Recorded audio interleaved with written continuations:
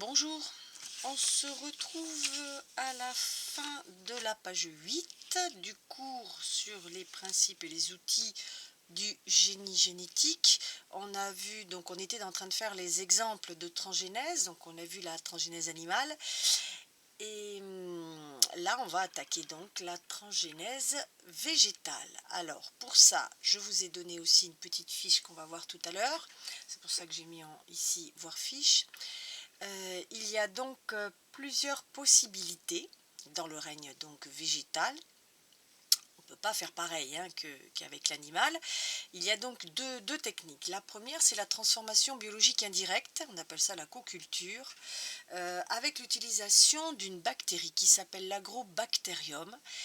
Et on va voir qu'on utilise la technique de cette bactérie pour parasiter une plante afin qu'elle lui donne de l'azote et entre autres du carbone de la photosynthèse.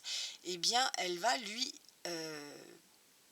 passer, en fin de compte, un bout de son ADN et du coup, la plante va lui obéir et va lui donner tout ce qu'il lui faut.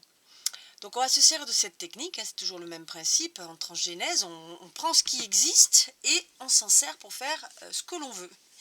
Voilà, donc du coup, je vais vous montrer, alors je l'ai mis où? Il est là. Donc là c'est sur le poly que je vous ai donné avec le cours. Donc à la page 4, vous avez un exemple donc de transgénèse de cellules végétales. Alors l'exemple du haut qui est ici, c'est bon, le cas classique avec une culture in vitro, c'est-à-dire qu'on prend des petites rondelles. Voilà, ça c'est un TP. Si on avait eu le temps, on l'aurait sûrement fait. De culture in vitro, c'est-à-dire qu'on fait des petits ronds ou des petits carrés, ça n'a pas une grosse importance. On les met dans une boîte de pétri bien sûr stérile. Et là, bon, ben, c'est la technique de culture in vitro, mais là, on va s'en servir, enfin, c'est pas nous, mais bien sûr, dans le cas de la transgénèse, eh bien, ils vont insérer dans le gel nutritif de l'agrobactérium, avec un gène, bien sûr, que l'on veut. Et la formation donc de cales, on appelle ça les cales. Ces cales, en fin de compte, on va les prendre avec une petite pincette, tout doucement, pour les mettre individuellement dans des tubes à essai bien sûr stériles avec un gel riche en hormones pour qu'il y ait donc la formation ici de racines et de petites feuilles. Et peut-être que vous en avez vu au lycée dans l'armoire de culture in vitro. Donc ça c'est une technique alors bien sûr nous on ne fait pas de transgénèse, on fait une simple multiplication végétale grâce à la technique in vitro, mais là bien sûr ils l'ont parasité avec de l'agrobactérium. Alors une autre variante à peu près dans le même principe, c'est on prend l'agrobactérium et on lui insère, et là on le voit en couleur, on lui insère le jaune et le fuchsia. Ici, ce sont petits plasmides et en fin de compte, on fait une petite blessure au niveau de la tige de la plante ici et on insère, donc le boulot normal de cette bactérie, c'est d'aller se mettre dans les blessures des plantes. Et puis en profiter pour la parasiter. Et là, on le fait artificiellement, donc on lui fait la blessure, elle vient se fixer dessus. Et là, on voit un amas de cellules tumorales sont cultivées sur un milieu sélectif. Et cet amas de petites tumeurs qui est au collet, eh bien, on élimine bien sûr celles qui ne nous intéressent pas. On garde celles qui ont réussi à capter donc le gène d'intérêt que l'on a envie de lui mettre. Et ensuite, il suffit tout simplement, on le voit au bas du schéma, de régénérer la plante comme on sait très très bien le faire. Voilà une autre variante au niveau donc de cette technique d'agrobactérium. Donc on revient au cours.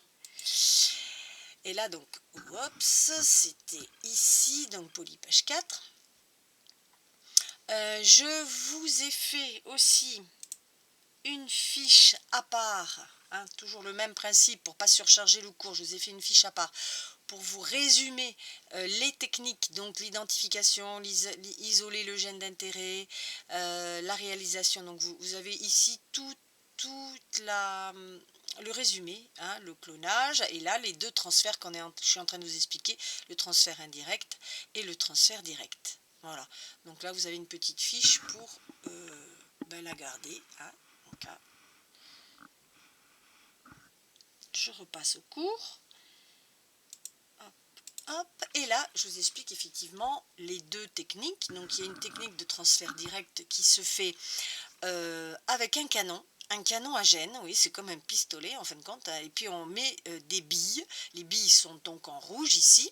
On enrobe les billes du gène d'intérêt, donc qui est en bleu ici.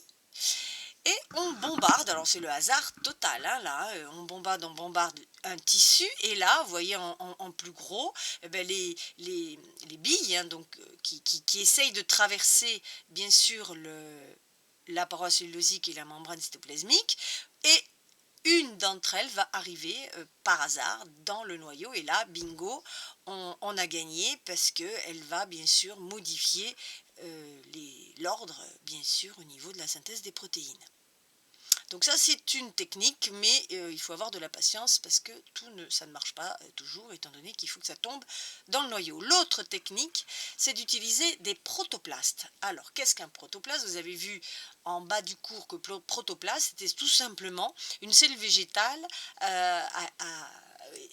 où on a tout simplement enlevé la paroi cellulosique. Pourquoi? Vous vous en doutez bien, la paroi cellulosique est très épaisse, et en l'enlevant, bien sûr, on a accès directement à la membrane cytoplasmique, qui en temps normal, quand vous étiez en seconde, eh bien, la membrane cytoplasmique que vous avez vue soit sur une LOD, soit sur une cellule d'oignon, on ne la voit pas parce qu'elle est plaquée contre la paroi cellulosique. Voilà, donc le principe, c'est de prendre un agent chimique, le PEG, d'un champ électrique, tout ça pour enlever justement cette paroi cellulosique, et d'utiliser une micropipette. Alors, la micropipette, je vous ai fait un petit schéma en dessous. Donc on prend une feuille, le début est ici, on fait des protoplastes, et on va insérer dans ces protoplastes, puisqu'on n'a plus que la membrane cytoplasmique ici, et bien on va insérer avec des micropipettes le gène d'intérêt que l'on veut, donc c'est marqué ADN ici, en espérant bien sûr que ça rentre dans le noyau. À partir de là, on attend que la cellule fasse des cales, et à partir des cales, bien sûr, on obtient une plante transgénique. Donc voilà la deuxième possibilité pour faire des transgènes végétaux.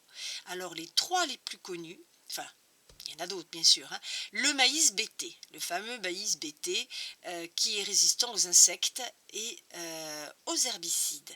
Alors vous avez une excellente vidéo de Greenpeace, sans faire de pub, hein, mais qui explique très très bien le canon à gènes et comment on a fabriqué le maïs BT. C'est beaucoup plus complexe que ce que je viens de vous expliquer, mais bien sûr je ne peux pas faire un cours de fac, hein, donc je vous explique voilà, sans rentrer dans le détail. La tomate aussi, on a créé des tomates qui ont une maturité retardée pour faciliter le transport et la manipulation. Le riz d'or, pourquoi on l'a appelé le riz d'or? Parce que dans les pays asiatiques, il y avait un problème de manque de vitamine A dans la population. Et bien on a créé un riz d'or donc transgénique avec de la vitamine A à l'intérieur, pour combler les carences de cette population. Voilà, donc je vous ai présenté ici la fin des exemples de transgénèse, et on a terminé par la transgénèse au niveau des cellules végétales.